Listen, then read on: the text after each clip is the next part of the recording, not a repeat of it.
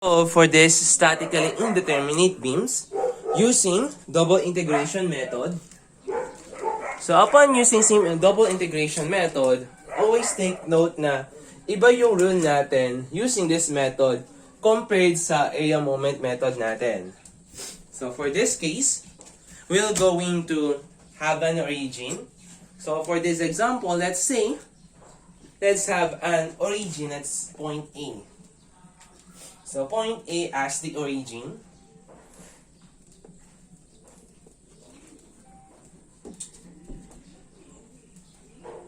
So if point A will become your origin, so mangyayari niyan, so yun yung magiging location ng X natin.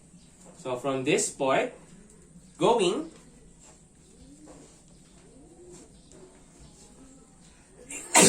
so excuse me. So from this part hanggang doon, that is the value of your X.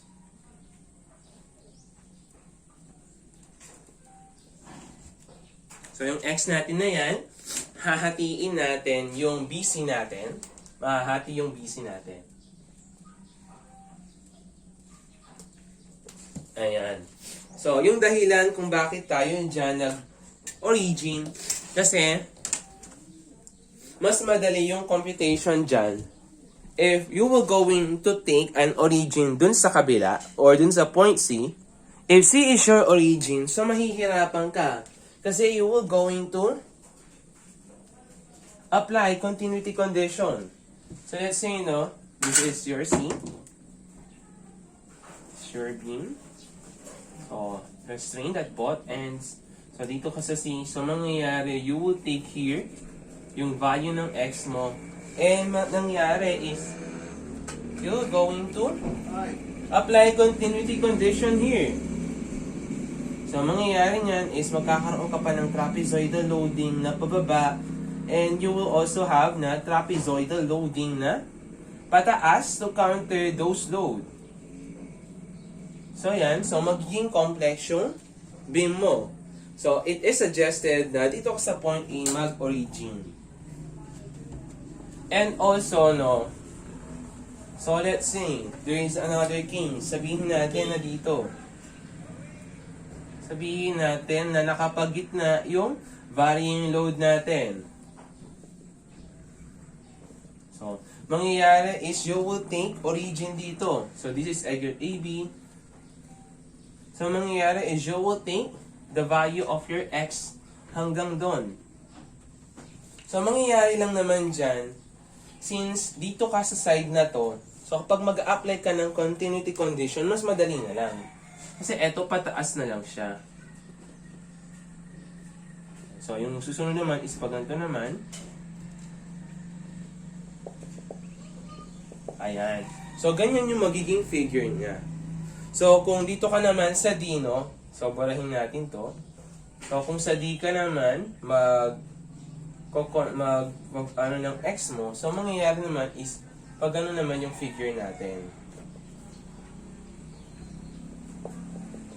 Ayan. So kahit saan pwede, kaso dito sa point A na lang para mas mabilis.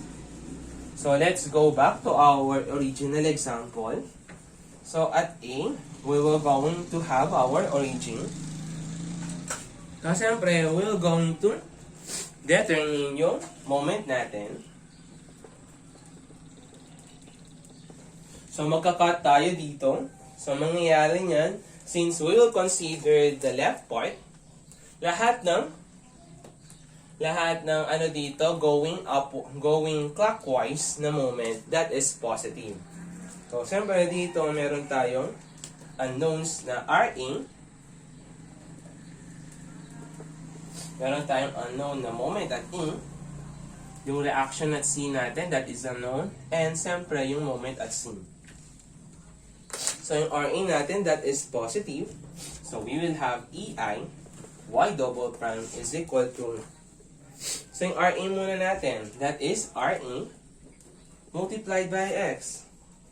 Minus, yung MA natin, since it is counterclockwise, X raised to minus etong uniform loading natin. So, mangyayari nyan, since meron tayong X dyan, so So, eto nyan, that is the value of y, yung height natin. So, yung gagawin lang naman natin, yung y natin, dapat in terms of x yan. So, by applying similar triangles, so you will have yung small triangle natin, meron siyang height na y. Tapos, ano yung base niya? That is x minus 2. So, that's x minus 2 is equal to yung malaking triangle na merong 12 na height all over yung kanyang base, which is equal to 3. So, the value of your y is 4x minus 2 minus 1/2 of, so, eto yung base niya hanggang doon, that is x minus 2. X minus 2 multiplied by yung y natin. So, yung y natin, that is equal to 4 multiplied by x minus 2 multiplied by yung moment arm natin, 1/3 of, so 1/3 of x minus 2. Upon simplifying, you will have ei y double prime. So, r a. So, yan yung magiging simplification niya. Minus the 2/3 of x minus 2 cube. So, that is your moment equation for equation number 1. Then, we're going to solve for the slope deflection, for the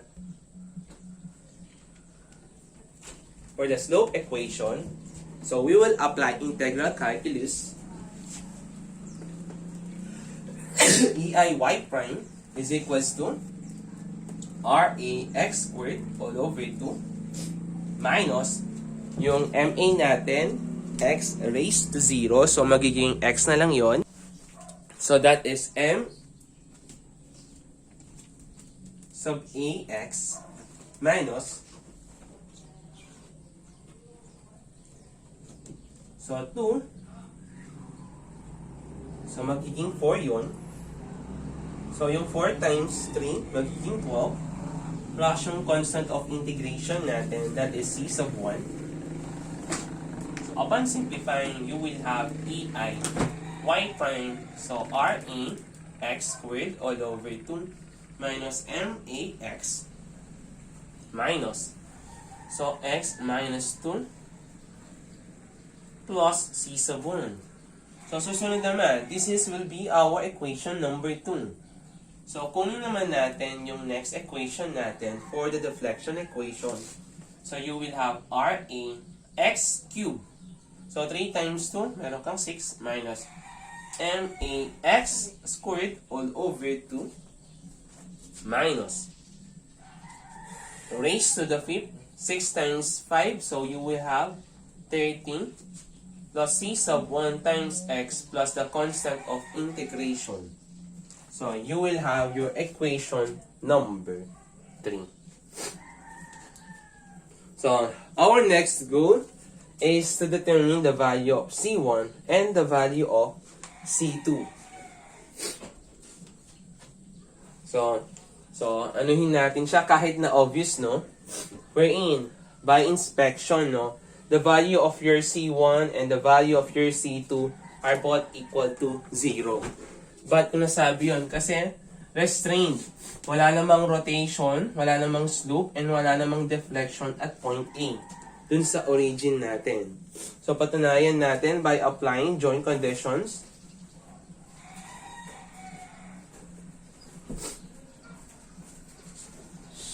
So, by applying joint conditions, so let's say, at joint A naman. So, at joint A, so, at joint A, so the value of your x is equal to 0. Y is equal to 0. So, substitute natin to sa equation number 3. So, you will have 0 is equals to Ra, etong equation 3 natin, 6 all over ito. Substitute lang natin.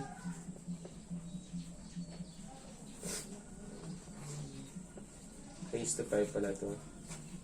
Plus C sub 1 times 0 plus C sub 2. So, mapapansin ninyo, no, this will become 0, 0, 0. And eto, since 0 minus 2, that is negative. So, i-disregard natin to.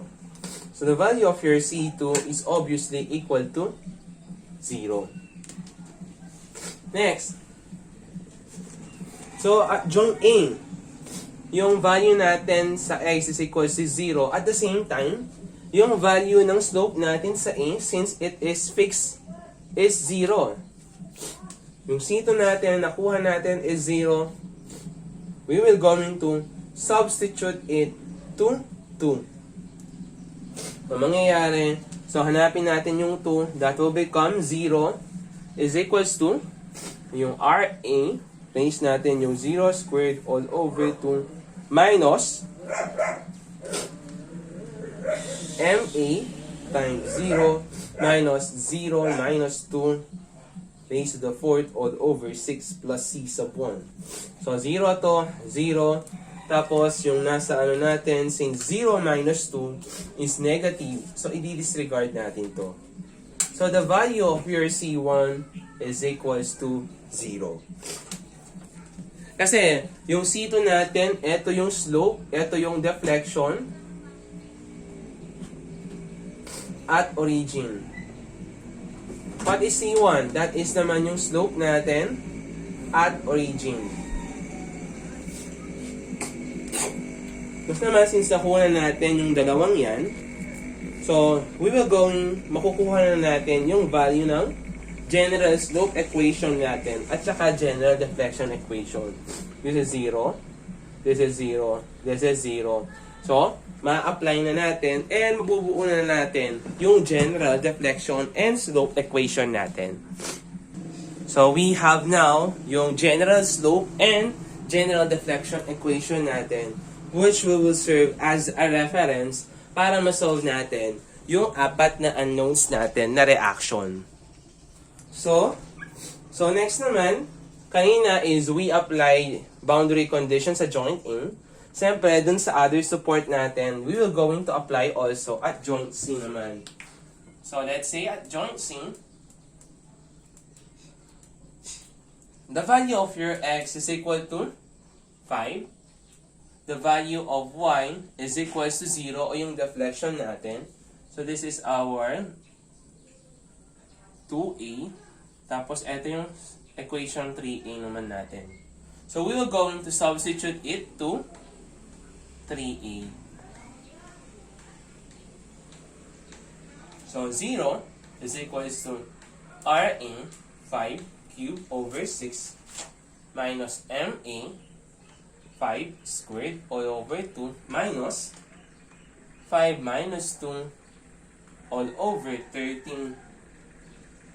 So, you will have an equation of 0 is equals to 125 RA over 6 minus 12.5 MA minus 8.1.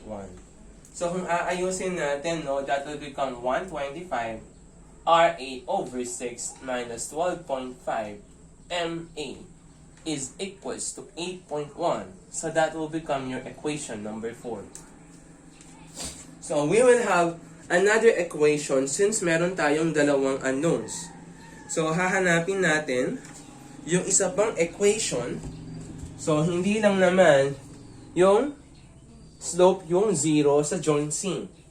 So, yung x natin dyan is equals to 5. Yung slope din natin siyan is equals to 0. Then, we're going to substitute it to 2a. So, 0 is equals to RA, yung 5.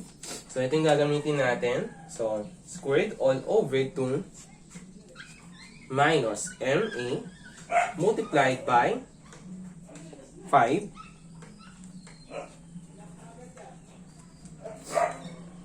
minus 5 minus 2 raised to the 4th all over 6.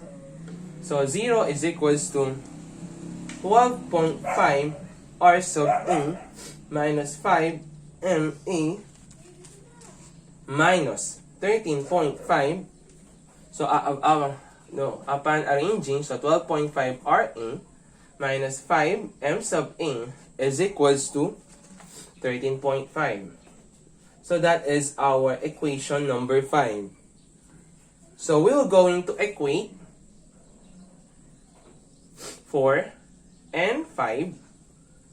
So, makukuha natin yung value using mode 5.1, makukuha natin yung value ng Ra natin and yung value ng Ma natin, which is equal to 2.4624 kilonewton acting upward and 3.456 kilonewton meter